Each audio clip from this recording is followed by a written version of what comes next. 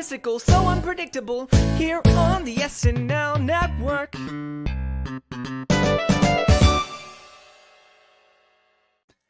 Yes, that is right. Welcome everybody on in to the Saturday Night Network for another edition of our Hot Take Show, coming to you live immediately after the Ryan Gosling and Chris Stapleton episode of Saturday Night Live. We are here, of course, as a presentation of LateNighter.com, and I'm so happy to be with you tonight to recap Ryan Gosling's third time hosting SNL.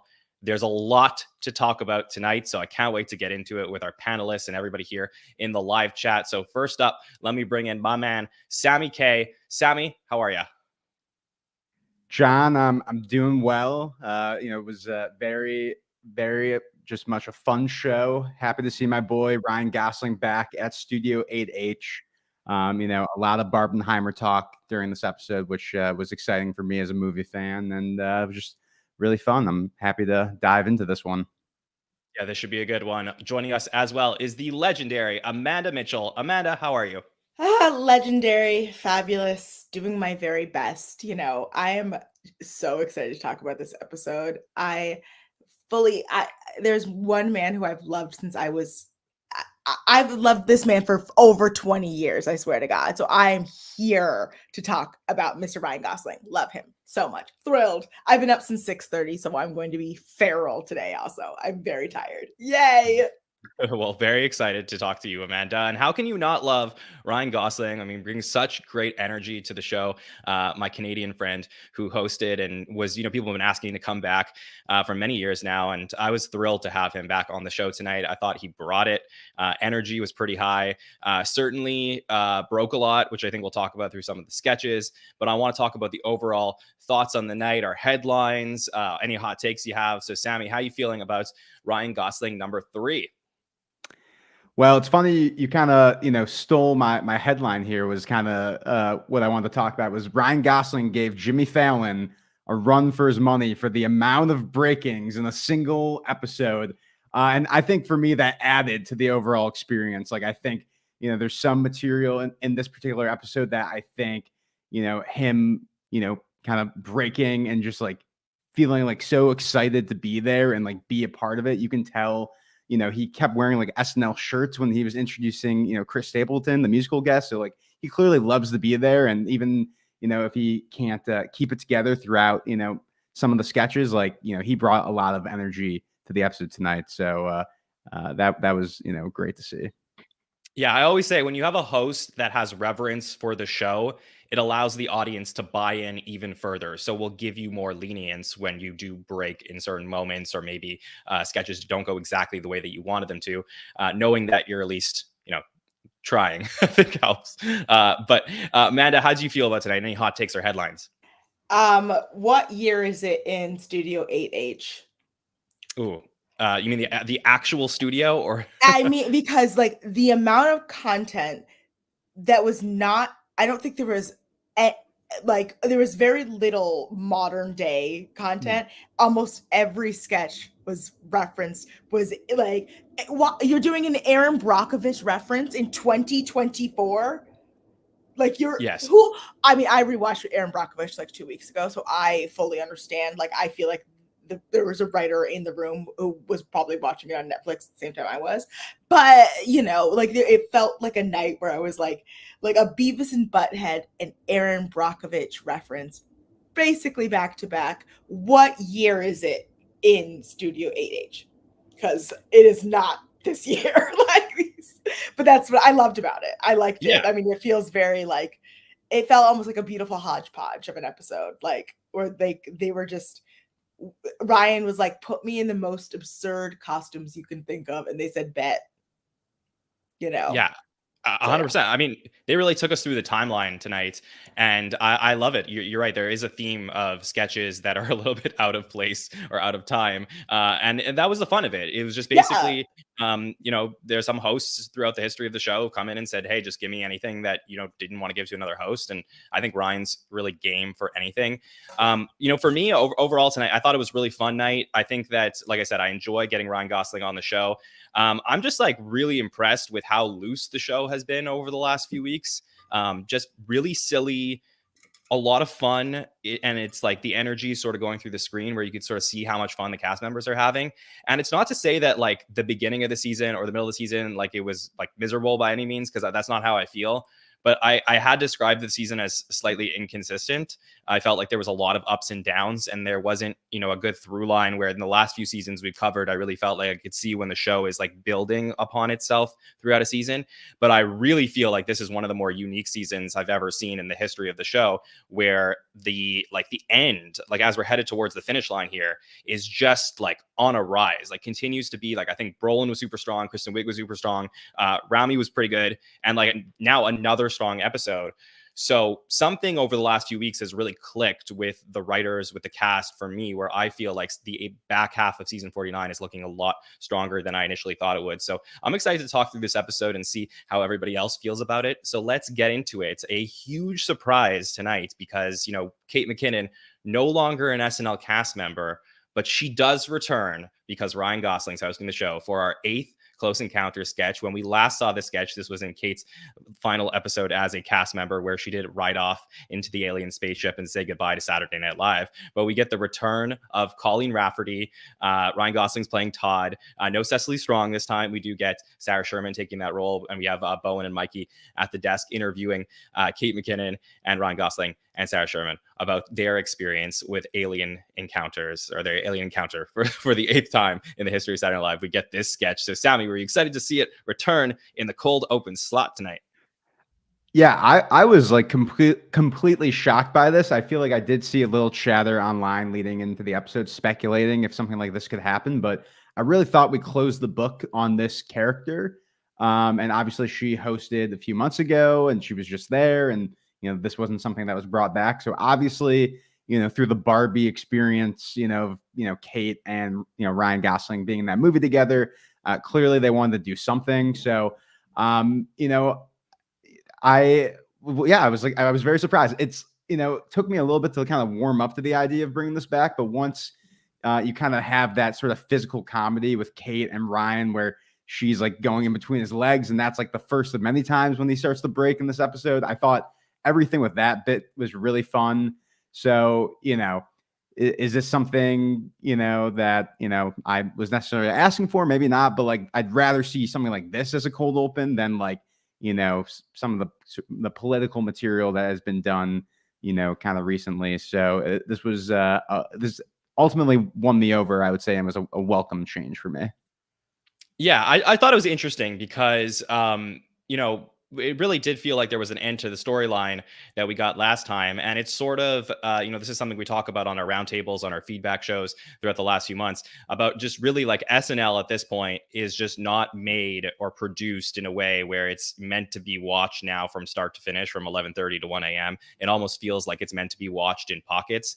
And I just feel like, maybe the chat will tell me and be like, John, you're wrong about this. They've done this many times before. But I do feel like maybe 15 years ago, 20 years ago, if they ended a sketch with the final note of the main character walking off and it has that beautiful ending, they wouldn't bring it back. But now that sketches are made for basically like 3 or 4 minute chunks to watch online, it's just like, oh, wow, another encounter sketch. Let's check it out. Like, I just feel like they're willing to do that now because I guess the world doesn't matter as much.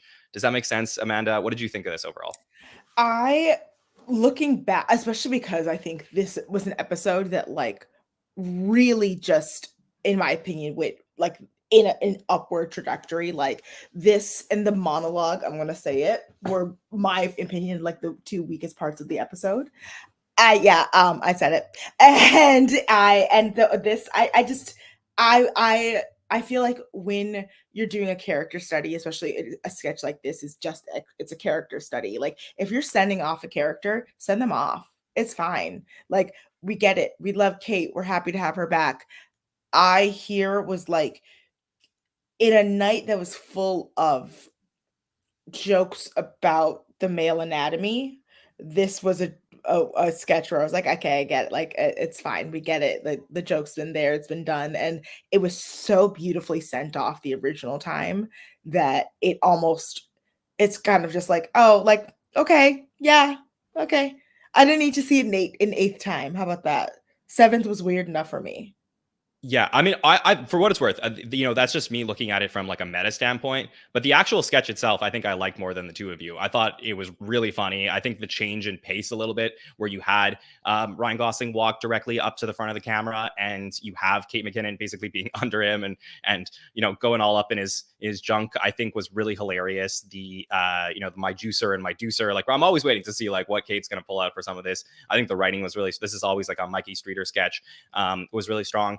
And it was interesting to me because yesterday I had seen some information about some of the sketches that were going to be appearing tonight. And this was not originally intended to be the cold open. There was going to be some sort of political game show that was going to be the cold open tonight.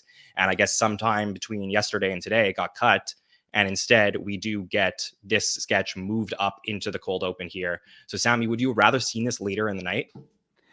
No, I think if you're going to do this, I think this was like a good placement for it. Like, you bring out Kate McKinnon, having Ryan Gosling in the cold open as well. I feel like we talk about sometimes when, a host is in the cold open. I know this wasn't, originally meant to be the cold open, but I do feel like it shows that the show kind of trusts that, you have a host that can really, open up the show like this.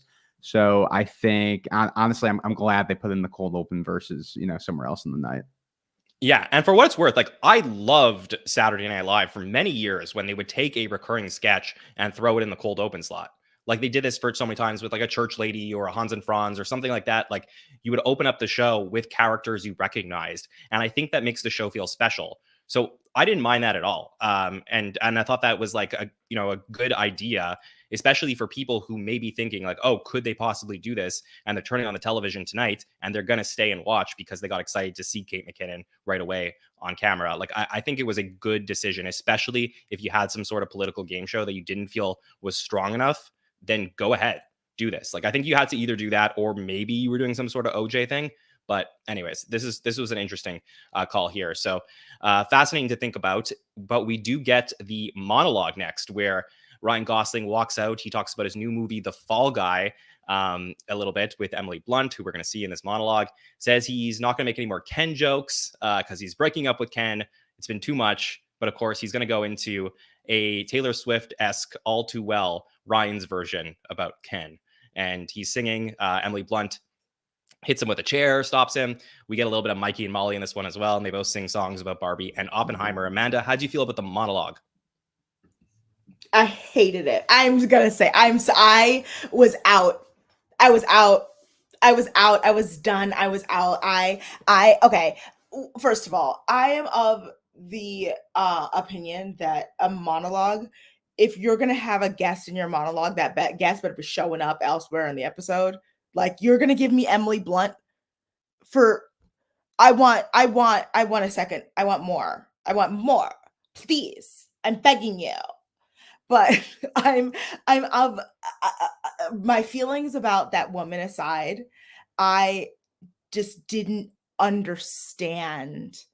I didn't understand it. I didn't get it. I'm sorry. Like okay, how about this? It wasn't for me. This is not my audience. It wasn't for me. It was for somebody else, and it is not for me. I'm so stunned that you're saying this. I can't. This is one of the first times. I hated it. I think it was for me, actually. Yeah. Mm-hmm. All right, Sammy, go ahead. Yeah, I'm kind of taken aback because I really liked it a lot. I was initially like, when they started doing the Taylor Swift thing, I was a little, roll my eyes a little bit, but I thought the song was cute. I thought beginning to see Emily Blunt come out and play off of the whole Barbenheimer thing, kind of put a bit of a button on all that, because it was a huge deal last summer. And I do feel like had SNL come back, in a normal time and, it wasn't delayed because of the strike, and now we had the I'm Just Pete sketch, I feel like that was such a big, moment in the culture that we would have seen a little bit more material on SNL, them, cover all that. So I was glad to see it. And I think that Emily Blunt and Ryan Gosling have great chemistry. I'm really excited for their movie. Obviously, this whole monologue was a big promotional stunt. This movie. Yeah, it was all a big movie. promotional I stunt want for to their watch movie. it. And I'll say this: the other half was greater than the song. I didn't need. I don't understand. I just don't. It was like if you're gonna have Ryan Gosling, Ryan Dead Man Bones Gosling on the stage, give him a guitar. Let him sing. Let him sing. Don't let him do whatever he was doing. That's what I mean. He sang though. He was. Yeah, I want him to sing the House Down Boots. I want a performance. That was. I'm gonna be honest, Amanda. I've never disagreed with you more on this podcast. It's fine. Again, but it might not be for you, but it definitely was fun, and I think that clearly this is going to generate like a ton of headlines. Like you put Ryan Gosling doing a Ken song, doing a Ken version of a Taylor Swift song. Mm-hmm. Yeah, for sure, and like naturally that makes sense. Yeah. But I guess it requires like a little bit of buy-in to be like, okay, like this is what we're doing, and let's just try and enjoy it. And I felt like despite the fact that the song may not have been so great in itself, the focus was there from Gosling in a way that maybe it wasn't in some of the other moments of the night. So like I feel like he did a pretty good job with this, and I thought it was like really fun. Like I thought the energy was like super high, going from Alien Encounters to this. Like it created such a high energy for the episode that I was like pumped up right away. And that's like all you can ask for as an SNL fan, is just to like watch the start of the show and then feel like excited for what comes next. So for me, it did it. So sorry that it didn't do it for you, but hopefully this other thing you can enjoy. Like I said, I thought that this was the cold open and this were the two weakest points of the episode. And that's because I also believe that like if you're going to have the monologue was Ryan Gosling showing up is overshadowed by the points you made of the Taylor Swift and the Emily Blunt and the Barbenheimer and the things that this is what happens when I'm a journalist. So if you try to see a headline and they try to cram as many keywords into a headline, that's what this monologue was. It was an attempt to cram as many SEO keywords for Google as possible into one monologue. And it felt. Well, what's wrong with that? That's what I don't understand. This is Saturday Night Live. I don't know. I want SNL to like pander, but this felt like let's put a Scrabble tile of all the things that we can pander in one bag and pull 17 of them out. Yeah, and I just think what this felt like to me. I think this is an interesting thing you're bringing up, Amanda, because I feel like earlier you're talking about, what year is it in Studio 8H? Mm-hmm. We're having all these older references, and this is something that is like pretty relevant. And I think, we're coming up on a year, of the whole Barbenheimer thing, but it's still, this is the last gasp. And I think, it was good that they did this. I enjoyed it. I thought it had a lot of energy. I thought all the stunt work that Emily Blunt was bringing to the table, I loved that. That was really fun. Mm-hmm. Like that was like a cool thing to bring into this. And didn't we get the same bits of that Barbenheimer verse, like that same conversation at the Oscars? Totally. But it's like but SNL didn't produce the Oscars.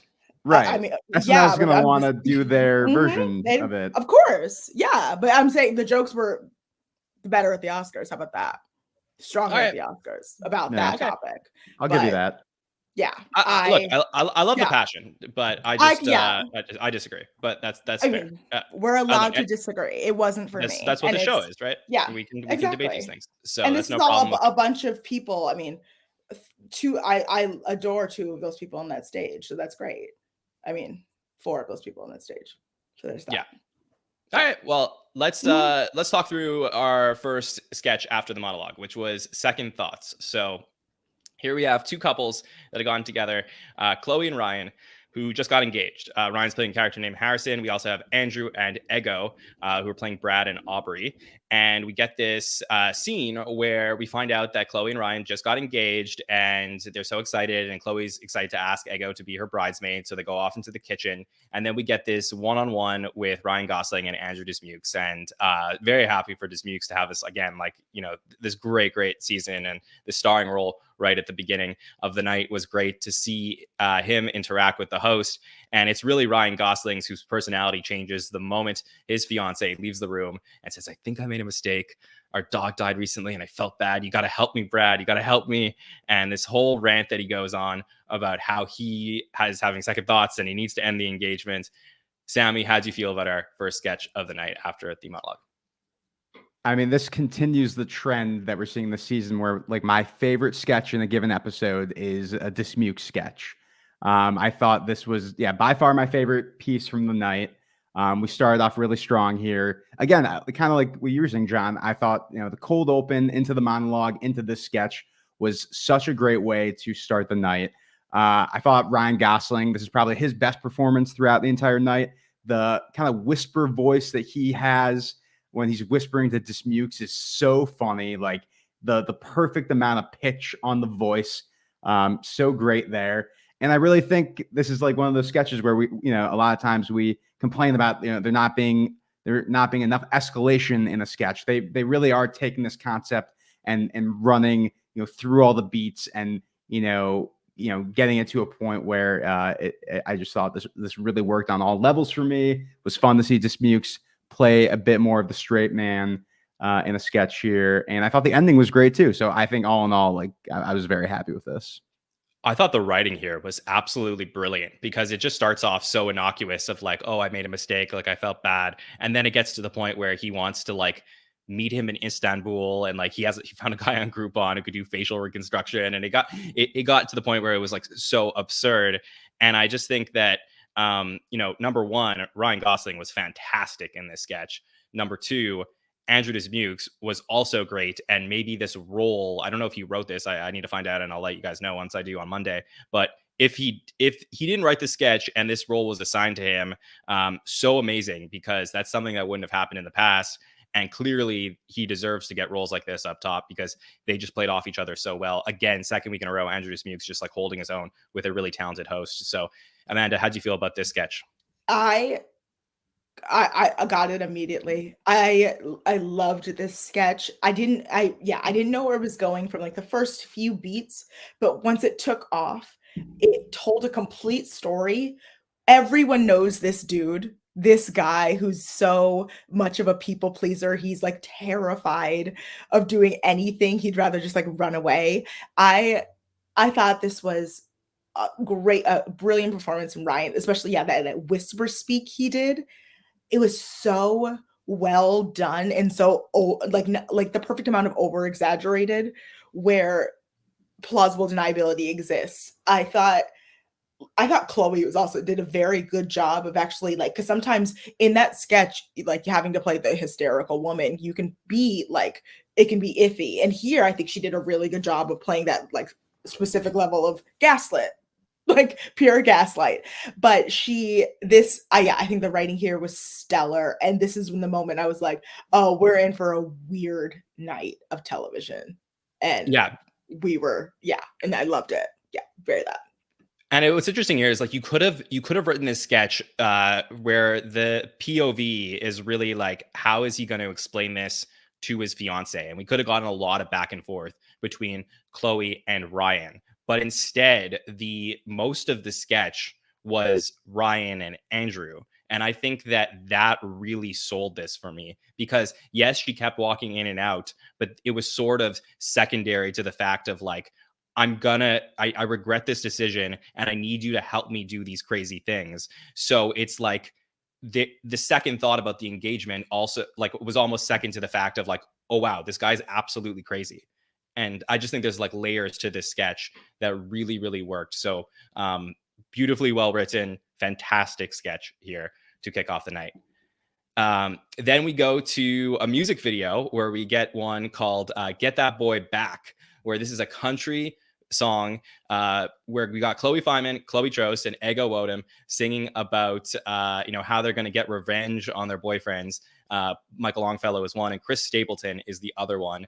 We get appearances from Heidi as Stapleton's mom, Ryan as the brother who's ex-CIA and goes by the Shredder. And basically, it's like all this back and forth about typical country song, gonna get the boy back, innocent stuff. But Chloe Trost is kind of a maniac and is gonna do all of these crazy things. So Amanda, how do you feel about our country music video we got here? First of all, I was watching this with my boyfriend and he goes, Cowboy Carter. And I went, no, before he cheats, I went Carrie Underwood. Yeah. I again was beginning to spark of what year is it in Studio 8H? That's when it's 2004. Chloe Trost singing the vocals. I would let's give a round of applause for the vocals. Like, wow, it was giving. I loved how perfectly unhinged this is as a woman who has a group chat where we just actually discuss revenge tactics and things that we're gonna do to inconvenience people's lives. I'll steal the inside, the plate from your microwave if you piss me off. Just massively inconvenience you. But the microwave still works without the plate, right? It's just but it's just it's really not the annoying. Same. Your food won't taste the same. Your food won't rotate, babes. It won't get. It's not gonna cook through the way you want it to. Get that centrifugal motion, babes. It's not. I'm learning a lot about you tonight. Do you have microwaves in Canada? I'm a Cancer with a Scorpio moon. I'm a sniper from the side. But I loved how unhinged this was. Chris Stapleton, also, thank you for doing your cute little thing here. Very pleasant, wonderful to see. I love a country revenge song, and I would like to add this to my repertoire, the arsenal, for when I'm doing bad things. Mm-hmm. Honestly, Sammy, I think this is one of the best songs, just pure songs SNL has created in years. There's been a couple good ones over the last few years, but I'd say it's been there's been a lot that have been okay. I think this is an awesome song, let alone a great sketch. So how did you feel about it? Yeah, I thought this was really solid. And sometimes, when it goes into a country bag with these music videos, as someone who has no relationship with country music at all, I sometimes can kind of, immediately, not turn on it, but it's you're not looping me in right away. I kind of felt that way with the Squid Game sketch from a couple seasons ago. Didn't really get into that, but no, I thought this was really, really solid. Song was catchy. Was really happy to see Chloe Trost really anchor this thing. We've been, we got that a little bit earlier in the season, and then, not as much recently. The visual gags that we had of her, dressed up, blending into the wall. I thought all of that was incredible. The way that her eyes, pop out. And Heidi also is the old kind of Chris Stapleton's mom in the sketch. Small role, but I think, stand out there as well. And then Chris Stapleton as well, his whole look and vibe, he totally added to this as well. So yeah, I mean, this is one of those songs where I kind of hope we get on Spotify. Again, not a country music fan, but this is one I would like to, save on my Spotify. What'd you say? It's a bop. It's a good song. Oh yeah, it's just straight up a bop. Yeah. Do gotta shout out Ryan Gosling as well as Shredder, the ex-CIA agent. That was such a funny, you just get a little sprinkle of Gosling in this one, but it's such a great seasoning. He doesn't overtake the sketch. Something I did notice though, this is 2 weeks in a row where we're only getting one pre-tape in the episode, which I find kind of interesting. We'll talk about that because there's a huge pre-tape that got cut from tonight. I was going to say, they did something.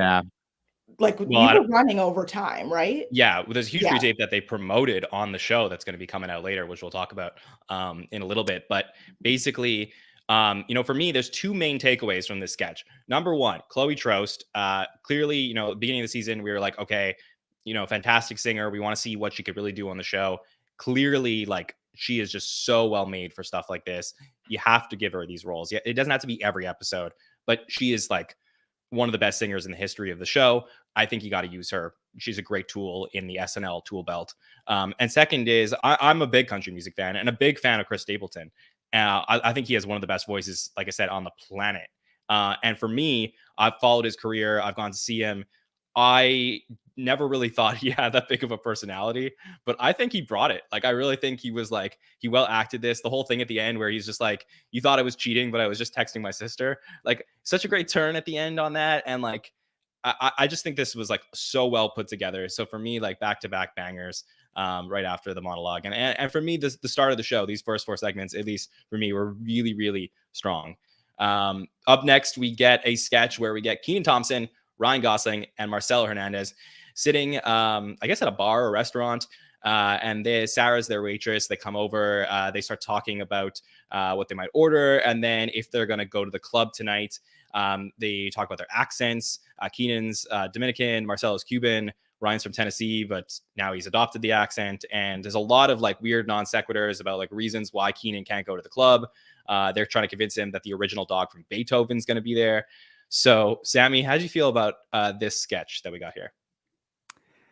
Yeah, this is where, the night kind of keeps going like this for me. And then it kind of just, sputtered out a little bit for me. I thought it started off strong, like personally, with Sarah coming in and hearing all their accents and saying like, I love countries. Like that to me was like a kind of a funny sort of non sequitur there. And then I really thought that the game of the sketch was going to have to do with the fact that Ryan Gosling has like adopted this accent. Like I thought that is kind of like, the, concept that you're going to mine from. And then it totally, kind of, disregards that. It's just kind of a footnote within the sketch. And then it goes into, okay, we're all just going to have funny accents and we're going to give Kenan, a little grief for not wanting to go out. So yeah, I was, at the beginning of this, like I saw potential. And then once it didn't really go down the concept I was looking for, I didn't, there wasn't really much there for me other than kind of, funny accents. Let's use this as an explanation for why Ryan Gosling has this accent. I don't know. It didn't really work for me, but it was kind of, short and, didn't overstay its welcome, I guess. Amanda, how do you feel about it? I thought listening to your description of the sketch was funnier than the sketch itself. I get that a lot. Because thinking back at it, I was literally tee-hee-heeing over here being like, that's hilarious. I can see how it's sold in the room. Like the sketch premise is hysterical. It's so stupid. It was a weak moment, but like I'm crying laughing about how stupid this was. I can't believe I experienced this. Hey guys, I'm exhausted. Okay, but like truly, I wished this was tighter. I didn't understand where it was going. I thought it was going to be Ryan Gosling taking on other accents. I thought there was going to be something there that wasn't just.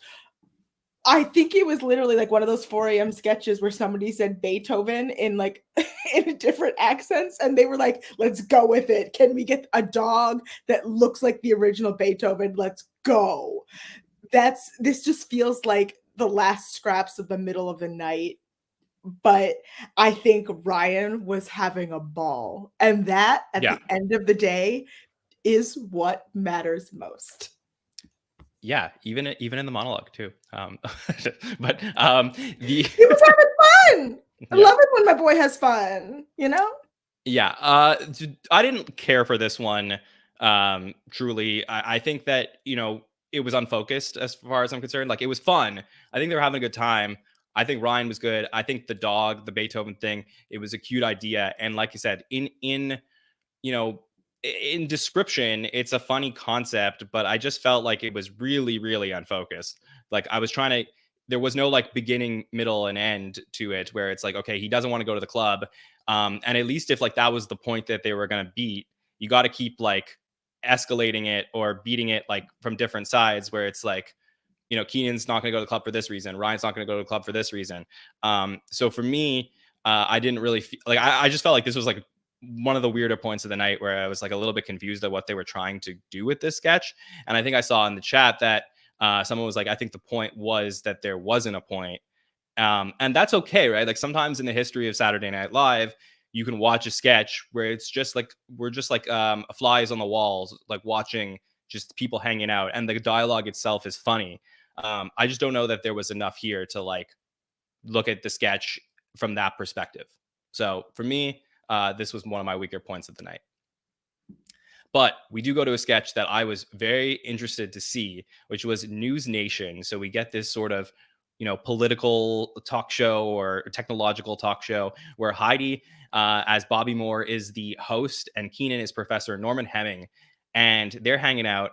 And it is a reprise of a sketch that we saw back in season 43, I believe, the Google Talk sketch where we had Mikey Day as Bert Sampson. Well, I think now we do get the second version of this sketch where we have Ryan sitting in the background as Beavis from Beavis and Butt-Head fame. Mikey Day is going to come in later as Butt-Head. We'll have appearance of Michael Longfellow and Chloe Fineman. Marcelo, JJ, Andrew, and Molly is the King of the Hill people will be the button on the sketch. But this is a very fascinating sketch, a Mikey sketch that I believe Mikey Streeter, I'm pretty sure this was attempted to get on a few times over the last few years. Oscar Isaac in season 47, I think it was at one point discussed for that. I think Jonah Hill from season 44 as well. But this is a sketch from like years ago that they decided to bring back. And the visual gag here was absolutely hilarious. So funny that I have never seen Heidi Gardner break as much as she did tonight during this sketch. So Amanda, I'm going to start with you. You seem to be crying. I am crying. Like I think this is my favorite SNL sketch of all time. Okay. The swings from you tonight is that's a hot take. That should have been your hot take at the beginning. Yeah, why didn't you start with that before? Okay, that's not true. That's not true. Thinking back, but this absolutely goes in top 10. I have these paper towels next to me. I'm crying. This was the stupidest thing I've seen in such a long time. I loved it so much. I love a Beavis and Butt-Head reference in any year, in any day in life. I like Daria is also one of my favorite shows of all time. So like this hits. I was waiting also for Daria to show up. Like I really was. But also, Mike Judge, thank you so much. Beavis and Butt-Head. Oh my God. So this was everything I want a new sketch to be. The perfect level of stupid. I love when Heidi broke, I lost it. I had to leave the room. I couldn't handle it. I was thrilled. I will be running on tomorrow. I'll be thinking about this over and over again. The first time they showed Ryan in the background as Beavis, I went, give these people an Emmy. Give the costume people an Emmy. It was nightmare fuel, but in the best way possible. Like, I can't imagine being that up close to that. I would never be okay. I'm still not okay. I loved this. Thank you so much to Mikey Day and Streeter for this absolutely unhinged sketch. It's everything to me. It healed my soul. I mean, look, my thing has always been like, hey, breaking on SNL isn't so funny, but trying not to break is really, really funny. And I felt like Heidi epitomized that tonight. She is one of those cast members that we never see break. Like it's like almost like Phil Hartman-esque, where it was like so rare to see him break that whenever that did happen for a second, it was like, oh, we got it. And this was like the break of all breaks, Sammy. So I was really, really excited to see it. I felt like it helped the sketch a lot. Which was already great to begin with. Yeah, I mean, a lot to unpack there. First off, Amanda, like, I'm so happy for you. Like, clearly, like, if I could like come out of this episode and been like, I saw a top 10 SNL sketch of my life, like that would be like, I'd be talking about that for weeks. So I'm very, very happy for you. I haven't been this happy since Lisa from Temecula. And John remembers how unhinged I was about Lisa from Temecula. This is great. This is all great stuff. I regret not dressing as Beavis for the podcast right now. I don't think we would have gone past the opening there. I would log out. Still be laughing. I would. Okay. Before we really dive into this must be because of like when I was born. I'm not that much younger than you guys, but when we see Ryan Gosling show up, I just wrote down my notes. Ryan Gosling is wearing prosthetic nose and has blonde hair. That's interesting. I wonder where this is going to go. I had no idea it was Beavis. Oh, really? Okay. No, I had no idea because I've never seen like really any Beavis and Butt-Head. Like to me, like I know them as like the MTV kind of iconography. I'm sorry, everybody, But despite that, I still thought this was really funny. The visual gags alone really worked for me. Once I understood it was Beavis and Butt-Head, I'm like, okay, I know who Beavis and Butt-Head are. I thought Heidi breaking like really made this sketch for me, like kind of what you're saying, John, like her trying to keep it together really elevated this for me. Like things totally went off the rails. And it just was absolutely just ridiculous stuff. I mean, I can imagine being in her shoes, seeing that and just not being able to contain myself. I also thought the King of the Hill button at the end was like so stupid, but I kind of loved it. Again, another show I didn't really watch, but like I just need to give props to the makeup and costume team, because they really, took these characters that should not be like presented in a live action format and made it like as grotesque and real to those characters as possible. So the visuals for me really, made this sketch for me, even though, again, didn't grow up with the show necessarily. Yeah, and that's fair. I mean, well, first of all, Mike Judge, creator of all, King of the Hill and Beavis and Butthead and all that stuff, he actually created cartoons or I guess animations for Saturday Night Live, where he did Office Space stuff on the show before the movie. So that is a great like fun fact about Mike Judge. But I think this sketch is so brilliant because, and I always liked the Bart Sampson one, not because the visual of the Bart Sampson or Beavis and Butthead is so funny, because it really is, but it's also the context in which that takes place, where like I love what did I do, Amanda? I'm just thinking about it again. Okay. About AI.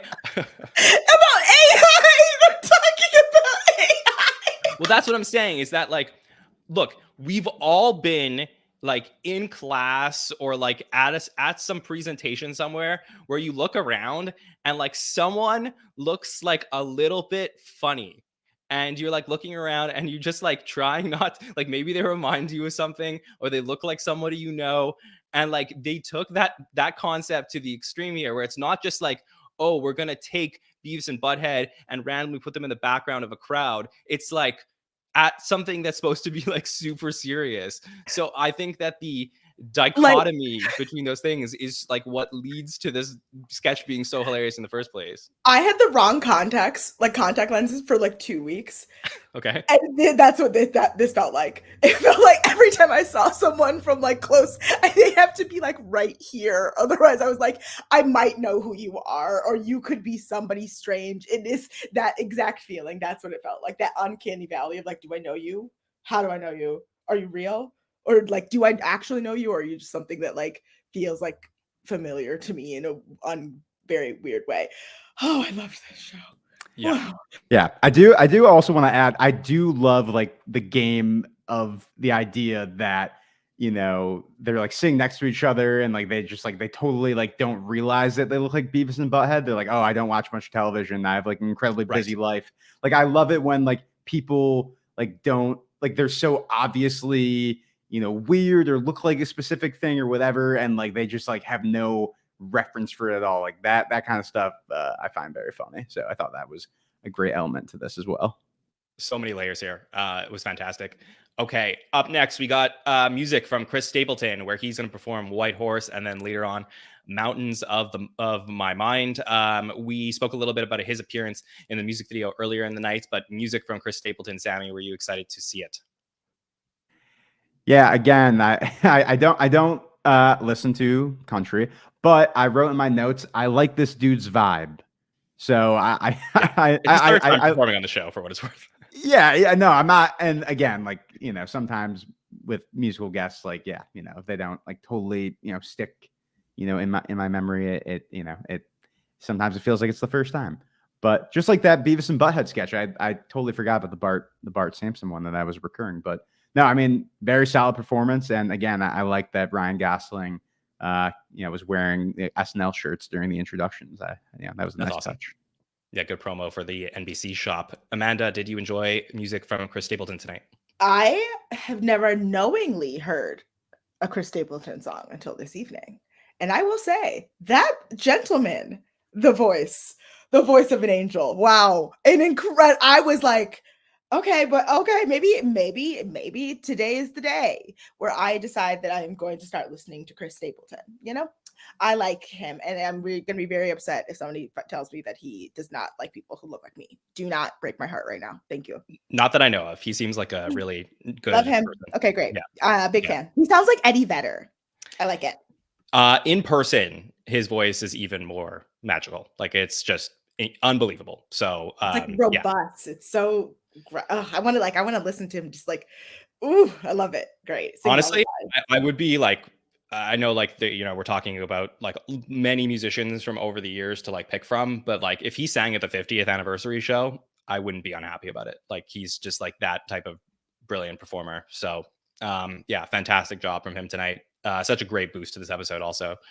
All right, weekend update. We come on to weekend update tonight. We get two really fascinating correspondents. First up, Michael Longfellow. Welcome back to the show. We've been waiting for you to come on and do some commentary on Update, and I was so excited to see him talk about weaponized incompetence. So he talks about this new trend on TikTok where women are talking about how their boyfriends are pretending to be incompetent about stuff or weaponizing their incompetence. Amanda, I'm going to start with you on this one. What do you think about this piece from Michael Longfellow? I also need you all to know that my boyfriend, as soon as they said those words, he turned to me. He goes, "You say I have that." So in case you're wondering what I'm dealing with, it was that. He read himself to filth. I didn't say that, but I get allowed to repeat it because he said it first. But I loved this. I love boyfriend Mikey Longfellow. Like I just love him as just like, the like baby boy. Like this was so fun and so like so tight enough. Like in my opinion, it was like it didn't go too long. It was perfect for Update. Love this character. Bring him back because I think he's great. A fantastic little man. Love him, even though I don't think he's little. I think he's pretty tall, right? But I he's yes, he is a tall gentleman. Fantastic yes. little man. Yeah, absolutely. Well, he did say don't get excited. It's just the name. So yeah. I don't know about again that. an evening full of anatomy jokes. I'm just saying, what's happening? Yeah, I got no insight on that, but I will say, for me, Sammy, I mean, I know we've talked about this offline that, this is something that we needed to see happen on the show before the end of the season. He had to be given an opportunity to get some real screen time, show why he was cast on the show. And to me, he brings a presence, a dry sense of humor, a star power that I think that the show needs from somebody like him. So I just wish that we could get this more. And I think he did a great job tonight. So how do you feel about it? Yeah, in my notes, I wrote in all caps, "Let's go!" exclamation point. Like I was so happy to see this. Like, I think this is the first time in a while where he hasn't been in like a big costume or character. So that was a bit of a welcome change. Obviously, when we first saw him at the Update desk, he was just himself.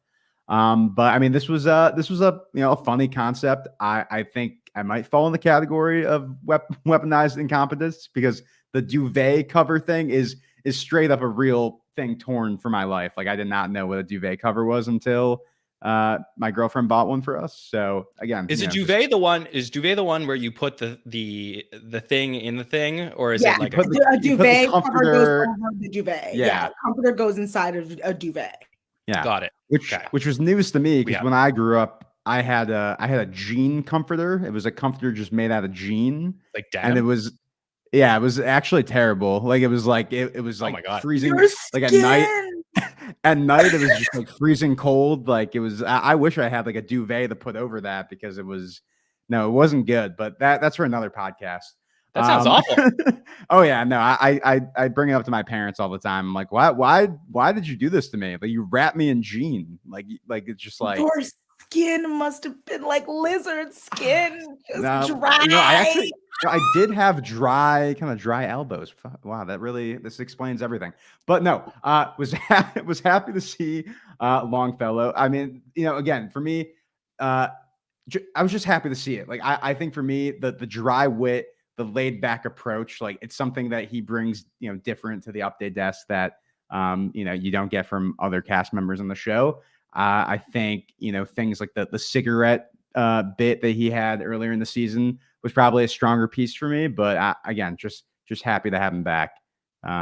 So John, you're making like a lot of faces right now. Are you still like on the whole denim? I can't get over this Gene thing. I can't get over this. If I find pictures of my room as a child, I'll send it to you. Anything. If I could back to the future anything, I would. Believe me, this is like my origin story. This is my villain origin whole story. thing with Gene.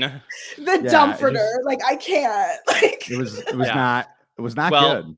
All right. Well, Michael Longfellow, congrats, man. I'm really happy you got that on the show. It was fantastic. Thanks, up man. next, we have Caitlin Clark, superstar who just finished her amazing run in the NCAA women's basketball tournament and now is getting set for the WNBA draft and beginning that season really soon. Was in New York and was able to come on and had a really, really cool moment with Michael Che, who has obviously been making a lot of WNBA jokes all year. Che ends up, reading some Caitlin Clark written jokes, and we get a little bit of a joke swap-esque thing there. So, Amanda, how'd you feel about that one? First of all, I love Caitlin Clark. I love Caitlin Clark so much, and I loved standing up and talking about her, and my boyfriend being like, I have no idea who that is, and I'm being like, anyway, I loved That's this. amazing. Because... That Nigel, that's amazing. We're not talking about Nigel. Thank you. This is an amazing comment. Oh my God, thank you, Nigel. Right, fantastic.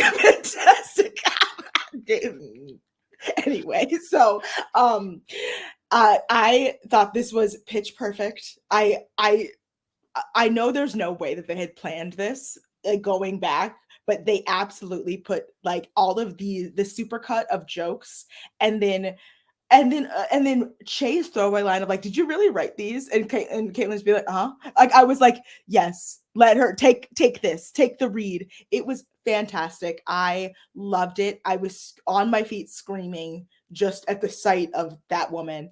And in general, this was one of my favorite update moments of the entire season, I think. And also I think the jokes were hilarious. And I think Che, I love when Michael Che gets read the house down, every time. Absolutely. I mean, like, I have to think that, these are one of those things that when Caitlin Clark goes on and becomes even a bigger superstar, believe it or not, they're going to look back at this moment at the beginning of her WNBA career, getting to have her on after this incredible college career.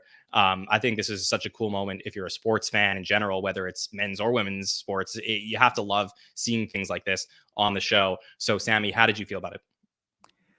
Oh, this was really great. I was expecting, someone to roll out and like impersonate her. I think that's probably what a lot of people thought when, you announce, a real life person. But then she's there in the studio, which is always a nice surprise. And yeah, I mean, it totally turned into like, not a joke swap, but like a joke swap-esque sort of thing mixed with a roast, which was like a cool kind of twist on that concept. And I thought the jokes that Che had to read were really funny. And just like a very cool and memorable moment. And I do think when you look back, we've had so many, Jost roasts at this point and so many different iterations that it's cool to see Che get a little bit of that as well. So I thought this was a great piece.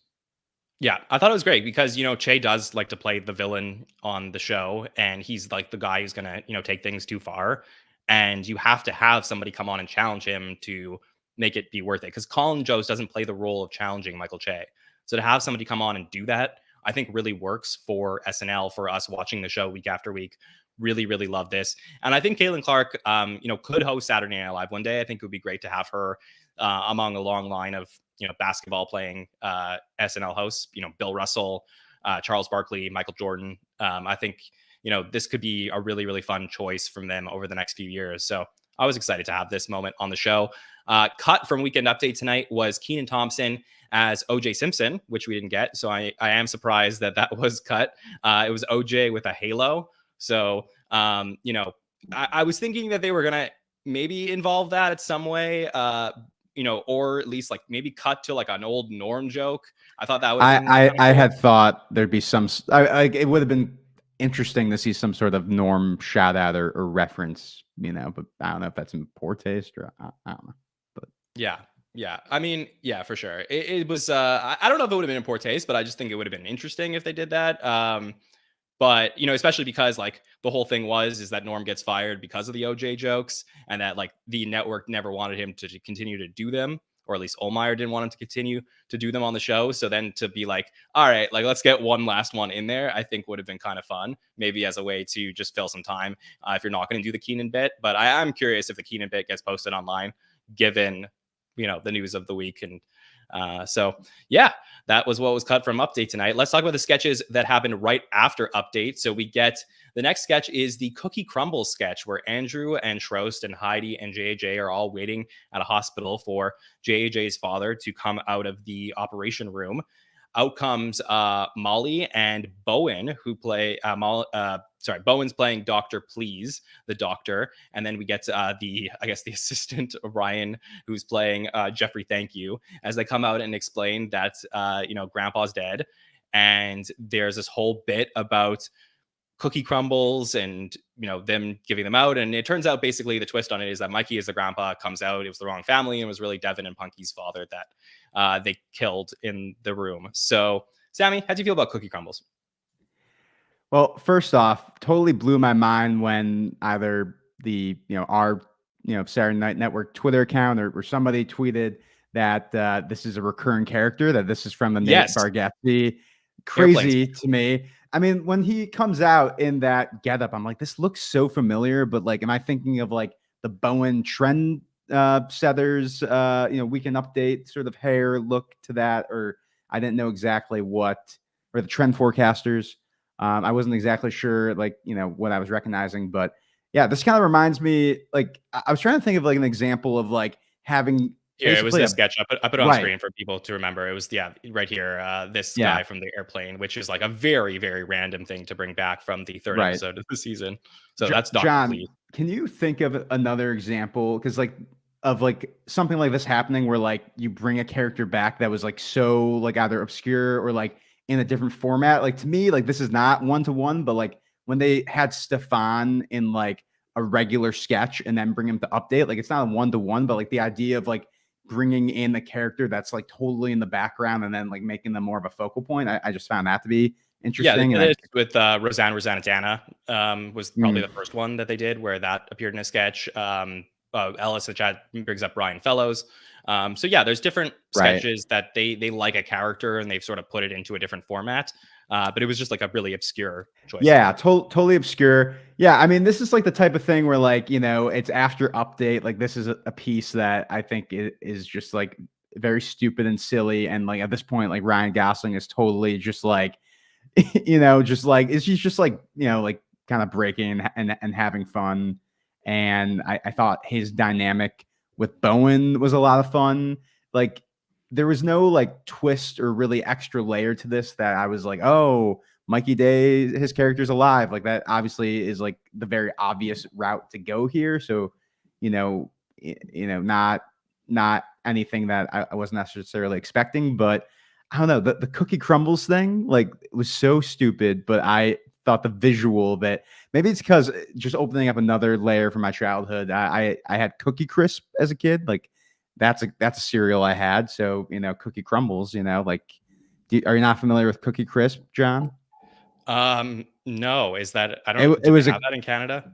It was a breakfast cereal that it was like little cookies, like little cookies, and they had little chocolate chips. Did you eat this in your jeans? It was disgusting. Well, it was like the milk would become like kind of like chocolatey, which was like kind of nice. Yeah, I'm revealing a lot on this episode from my childhood. But yeah, I'm sure Cookie Crumbles came from Cookie Crisp. That's my take. Okay, Amanda, how do you feel? First of all, Cookie Crisp is disgusting. One of the worst cereals on the planet. Like legitimately slander. I don't want to eat that, like those weird fake cookies. I don't want little tiny chocolate chips. The slogan, the Cookie Crisp, is much better than the cereal itself. How about that? Why do you have to choose? Porque no los dos. Anyway, this sketch was like just so weird. I again, when I said it earlier in the episode, Ryan Gosling said, "Put me in a weird costume, please," and they said, "Bet." This was another case where like they were like, "Let's put Ryan Gosling in a weird costume and see how long it takes for him to break." And guess what? It was T minus 3 seconds. Like I really, I don't know. I think the visual of the crumbles was great. I love the concept of cookie crumbles. Absolutely $1 million business idea. I would buy. But I personally didn't love this. And I didn't love Bowen in this. And that's really hard for me to say because you know how I feel about Bowen. Like, wow, I said that like like I know Bowen personally.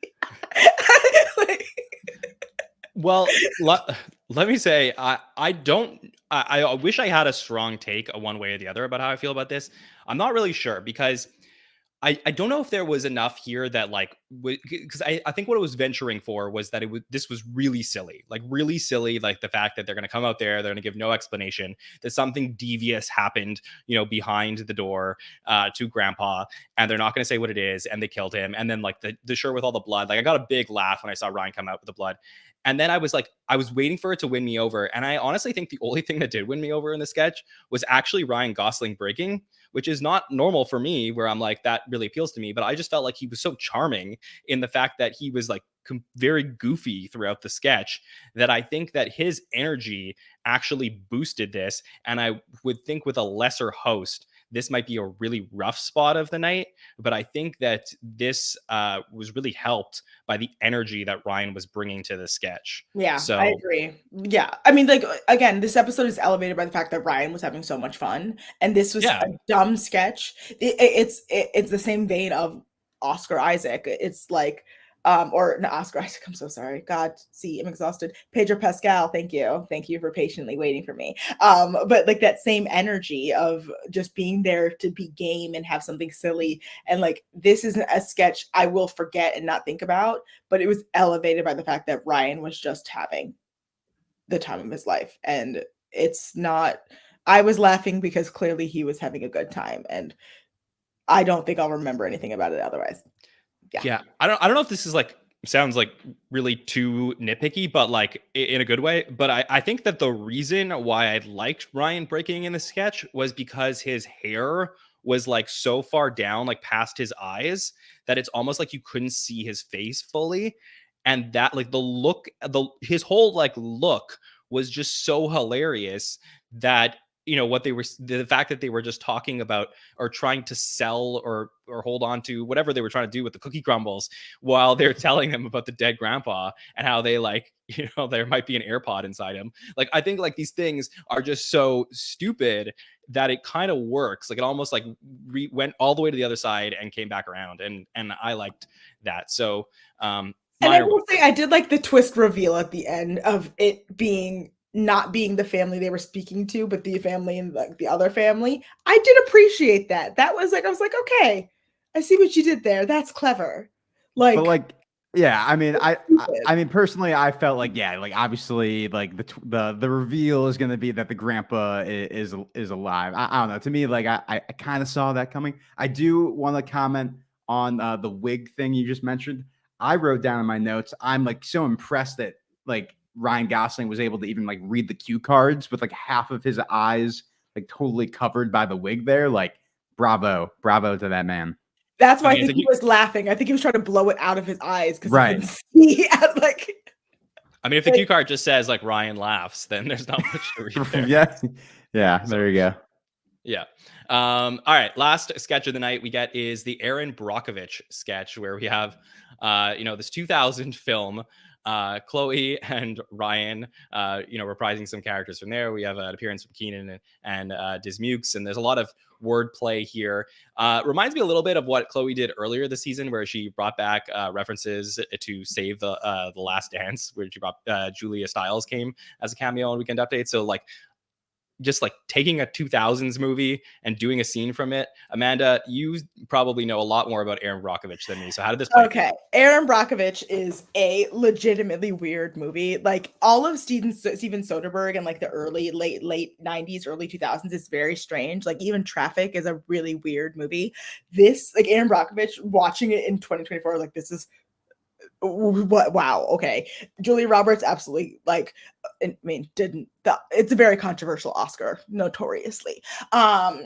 Anyway, but it is so accurate down to the fact, like, Ryan Gosling looks so much like Aaron Eckhart does in that movie. It actually frightened me. Like, it took me out. It was frightened. And this was another case where Ryan Gosling put him in a weird costume. Like, but that's what Aaron Eckhart looks like in that movie. And Aaron Eckhart, a notoriously very handsome man. It's like, wow, crazy. I thought this was just spot on because the monologuing in that movie is just like this. And it's most Steven Soderbergh movies are kind of like written like in this tenor and this cadence. I thought it was stupid. But also I realized at a certain point they really didn't know where they were going with it. And I was like, okay, we get it. I was hoping that it was kind of going to be like the Moulin Rouge sketch from with Ariana Grande. Ariana Grande, yeah. Like where it was like little vignettes of like, or like, you know, so we would get a different scene of Aaron Brockovich, like one of her doing her monologuing in the legal office, one of her doing it in like in the court, blah, blah, blah, blah, blah. So yeah, like I thought this was a serviceable sketch. I thought it was very funny, very accurate. And I loved Ryan's inability to keep a mustache on his face. Mm-hmm. That was funny that he kept trying to push the mustache back on his face. So if you missed that, that's like a really good thing to go back and rewatch. Hopefully they do post the live version on YouTube. But yeah, Sammy, I thought this was interesting because I think that this is a role that's really well suited for Chloe Fineman. I think the last, like, you know, in this season, she's been taking on roles that I think are better suited for her than ones that she was taking on in years past, including her TikTok girl that she did on Update a couple episodes ago, the Julia Stiles thing. This, like, I feel like it's more in the vein of like what she wants to do on the show. And I think that's translating on screen. So for me, it works for that reason. I'm less in tune with Aaron Brockovich and the nuances of the movie to be able to follow whether the sketch itself connected fully to the movie. I guess I'm going to have to watch it between now and Monday to sort of, you know, get all that. But Sammy, what do you think of this? Yeah, I just know Aaron Brockovich from Jack Sparrow, the Lonely Island. Right. No, I mean, yeah, I've actually, yeah, as a big movie guy, this is actually a big blind spot for me, Aaron Brockovich. So one of the things I wrote down was like, is this a good impression from Chloe? Like, Amanda, can you speak on that? Like, is she doing a good Aaron Brockovich?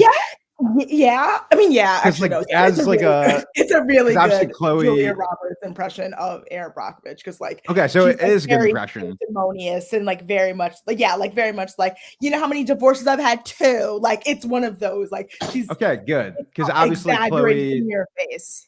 Yeah, obviously she's one of the strongest. Julia Roberts. Yeah, because obviously she's one of the stronger impressionists we have on the show right now. And yeah, I haven't seen the movie, so I wasn't sure if that was good or not. So I'm glad that passed passed your test. But no, I mean, I found the back and forth between Chloe and Ryan to be fun. I wish I'd written down more of like the exact jokes. They're kind of, you know, coming by pretty fast. But the one I did write down was when Ryan Gosling says, "Oh, the thing I've never given a woman," like that gave me one of my bigger laughs of the night in a sketch. You know, towards the end of the night where, you know, again, didn't get the reference necessarily, but I found some of the jokes to be funny. When Keenan says beep, beep, I don't know if you guys, I was really hoping to get some sort of beep, beep reference, but he was actually talking about, you know, really beep, beeping. So again, must be, you know, my SNL superfan brain, you know, taking over there. But yeah, I don't know. This was like a fine piece to end the night. I'm glad to see. I actually have been enjoying a lot of what Chloe's been bringing to the show lately. So that was good to see. Yeah, absolutely. All right. Before we rate the night, let's talk about what was cut. And when we do that, I'm going to tell you that I think that what SNL did tonight was absolutely fascinating, where this was what we got on the actual air show on NBC Crazy. tonight, or on Peacock. Basically, they put up Hashtag justice for Papyrus too. so this is very interesting, Insane. right? Yeah, they put up I said go to YouTube, X, Instagram, TikTok to see Papyrus 2 later tonight. And this to me is fascinating because we're going on 50 years of this show that, really like what is canon for the show and what is not. For a very long time, you only got like some dress material. If you saw the rerun of a show and a sketch needs to be replaced with something else, maybe they moved in a dress piece. Then with the creation of YouTube, we started getting popped up some cut for time pieces, but never on the air show did they acknowledge us, sketches that went up on YouTube. For the first time in its history, SNL is telling people to go to their social channels to watch a sketch that they created. And this was something that aired in dress. Because we know it's going up tonight, I'm not going to tell you guys a thing about it because I want you to enjoy it when it does go up. Everyone's very excited to see Papyrus 2, the sketch that we got from last time Ryan Gosling hosted, and hopefully there'll be a cameo in there as well. So you got to go check that out whenever it does pop up on screen. Let me tell you what else was cut from the night. So we mentioned that and the OJ piece from Update. There was also a sketch called Canada Ad. This was an ad about Canada, except Bowen and Ryan keep saying that milk comes from bags, which is true in Quebec. It does. Yeah. I get my milk from bags sometimes. Yeah. In New York. Yeah. Absolutely. Canada Ad. So that's a sketch that got cut from tonight. There's also a sketch called Escape Room where Sarah, Bowen, and Ryan accuse each other of raising their voices at an escape room. Heidi as a fourth person, stranger who eats keys and tries to sabotage the escape room. Mikey as the game master. So that was cut from the night as well. We also had a sketch called New Pokemon where Ryan and Punky introduced new Pokemon to Keenan and Bowen. And and I do want to say that Papyrus one. What year is it? Yes, the new Pokemon one was written by Julio Torres, and then we also had Papyrus 2, which was Julio Torres, so he was back writing this week. I was going to ask if he came back for that. I will say this: it's very funny this cut that Pokemon sketch because going back to the Chloe Trost, yes, thank you. Chloe Trost, like the country song. My mom, when Pokemon Go first came out, I once said, "Oh my God, there's a Pokemon in the house," and she goes, "It's in the house." So that would have just been too much for me if both of those happened. And also like that her saying, "It's in the house." It was in the house, like it was in the fireplace. Yeah. Fine. Yeah, absolutely. I'm very happy Julio Torres came back and wrote for this week. I saw him a couple weeks ago when I was at the show, and he seems to be very much still ingrained and friends with people at the show. So wouldn't be surprised to see him keep coming back. And this was a good night for him to come back. So can't wait to watch that Papyrus 2. Also in dress, the good nights and the audience sang Lenny Pickett happy birthday. So I wonder if that happened in the live show as well. I know my feed got cut off a little bit before the end of the good nights. So happy birthday, Lenny Pickett. I believe he turned 70 this week. So that is great. Okay. He's having a strong season. Amazing season for Lenny Pickett. All right. Let's rate the show out of 10 tonight. Chat, I want to see your ratings as well. We'll put them up on screen. So Sammy Kay, how are you feeling about tonight? Yeah, I mean, I think the episode started really strong, and then a couple of not so amazing stuff. I found the accent sketch to probably be my low point for the night. But all in all, Ryan Gosling, he is for me like becoming like an Adam Driver type of host, where I don't think he's quite at that level, but he totally can come in and elevate sketches. He has a lot of fun. He clearly has love for the show. And I was just really happy to see him back. If Papyrus 2 was in this episode, the canon version, I'd probably see this going north of 8, but I think right now I'm at like a 7.7 for this episode. Amanda? I'm at a solid, knowing that was cut and seeing the things that were kept in the favor of that. I was going to say it was a 9.5. It's an 8.75. And that's simply because it's I haven't seen it, so maybe I'm prejudging how good the hype around. I mean, it's also terrible because now the hype around this is going to be like insidious, because now I'm like, why did they cut it? The mystery around it's going to be secret. It's going to be like, oh, it's a secret, like a hidden room that you go find. It's an Easter egg. So maybe, I mean, it might be different considering how, if they add, I don't know, but 8.75. I think Ryan was in having the time of his life. Was it his best performance as a host? I don't think so. I think he's previously has done better, but he was having a ball, having a great time, looked fantastic. Sorry, I gotta say it. It's amazing. And I think when the moments were weak, he was never the reason why it was weak. And that is a testament to how much this show, I think, appreciates him, and he appreciates it right back. So yeah, 8.75 out of 10. Yeah. Yeah, I think for me, I'm probably around an 8. I think that the sketch, the show was really strong tonight, and I think they're on a roll. Honestly, I love the vibe of the show. I feel like the first half of the show was, one of the strongest first halves of the season. The Close Encounters, whether you wanted to see it back or not, I felt like was a great piece in itself. I did really like the monologue. The Second Thought sketch was fantastic. Get That Boy Back was also a great music video.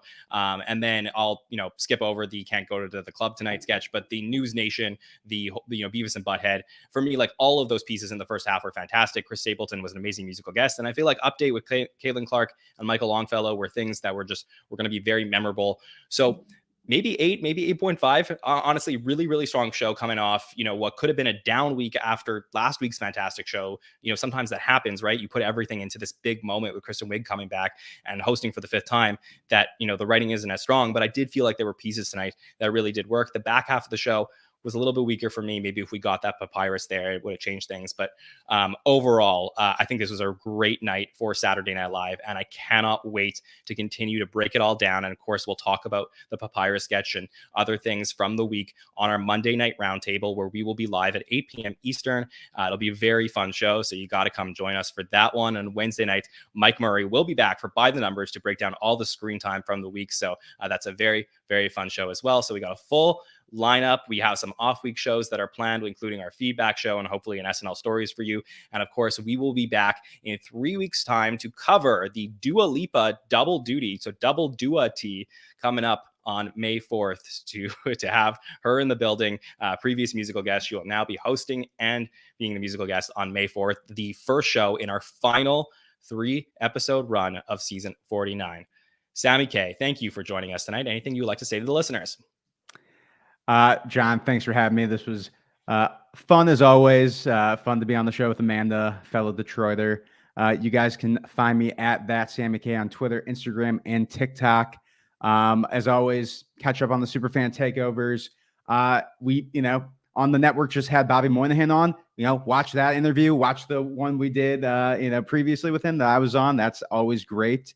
And I feel I should plug my parents' socials so you can ask about the comforter situation Believe them and the cookie crisp. Yeah, so I'll add that. I'll tweet that out so you guys can chat with them. And thanks for having me. Absolutely. Thanks, Sammy. Thank you for sharing everything tonight. It was a good therapy session to hear all about your childhood. Amanda Mitchell, always a pleasure hearing from you. So thanks for staying up late with us. Anything that you would like to tell the listeners? I want to tell listeners everything because I'm so tired that I feel like they could ask me something very personal. I'd probably tell them. So it's a sign I need to get off the phone. Hold it. Go, please. Yeah, guys, don't take me seriously. Don't take that seriously. That's not a threat. That's not a promise or a threat. Do not do that. I am thrilled to be here. Thank you guys so much. I'm always happy to be here. Happy Saturday. Go follow me on Instagram, Twitter, TikTok, all the things. It's right there. It's on your screen. It's at Loch Ness Manda, like the scary Scottish monster. Thank you, Ryan Gosling, for existing. I really love you so much. Go watch Half Nelson. He should have won an Oscar for that movie, in my humble opinion. And yeah, that's what I got. Things are good. Yay. Okay. Good. Well, thank you, Amanda. Thank Waiting. you, Sammy. Thank you, chat, for staying up late with us tonight. Always a blast getting to talk to you about the show and hearing all of your thoughts. You can follow us on social media, Facebook, Instagram, TikTok, and X at the SNL Network to see everything we have going on socials. A lot of fun things we posted this week about Ryan Gosling. Make sure to subscribe to the podcast on YouTube, Apple Podcasts, and Spotify so you never miss a show and find out when we are live. And if any fun things pop up on the feed, you can always catch those. I want to thank our friends over at latenighter.com for helping us produce this show. And on behalf of Sammy, Amanda, and myself, Jon Schneider from the SNN, we will see you next time, everybody. Have a good one.